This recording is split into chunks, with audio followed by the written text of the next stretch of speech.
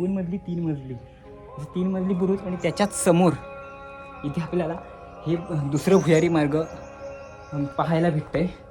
इथे बघितलं हे भुयारी इथं का ठेवलं याच्या मागे पण भरपूर कारणे आहेत. कारण जर बघितलं तर इथे आपल्याला बाजूलाच पूर्णपणे धान्य कोठार पाहायला भेटतंय. आता आतमध्ये जाऊन बघूया काय आहे. पूर्णपणे कालोख आहे. एवढ्या आतमध्ये वटवाघळ सुद्धा आहेत. अरे बापरे, भरपूर वटवाघ आहेत. आतमध्ये जाणं रिस्की आहे थोडं. त्यामुळे हे पूर्ण आहे ते धान्य कोठार आहे. आणि हे धान्य कोठार या भुयारी मार्गाच्या बाजूलाच ठेवण्याचं कारण काय आहे ते नक्की आपण खाली जाऊन जाणून घेऊया. आता हा भुयारी मार्ग आहे. जे छत्रपती शिवाजी महाराजांचं जर सैन्य आहे तर इथून यायचं आणि इथून सरळ हे धान्याचं कोठार आहे. या धान्याच्या कोठारामध्ये धान्य लोड करायचं. आता हे भुयारी मार्ग आणि हे धान्य कोठार यांच्यामध्ये नक्की काय संबंध आहे तो प्रत्यक्षपणे आपण खाली जाऊया आणि त्याचं जाणून घेऊया.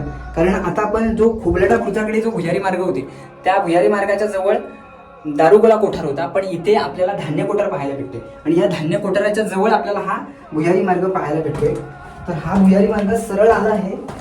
हा पूर्णपणे तटबंदीला कोरून सरळ हा समुद्र किनाऱ्याच्या बाहेर आलेला आहे. इथे बघितला पूर्णपणे हा या तटबंदीला चिरून पूर्णपणे हा भुयारी मार्ग काढलेला आहे. आता छत्रपती शिवाजी महाराजांनी असे अनेक भुयारी मार्ग खोदले आहेत.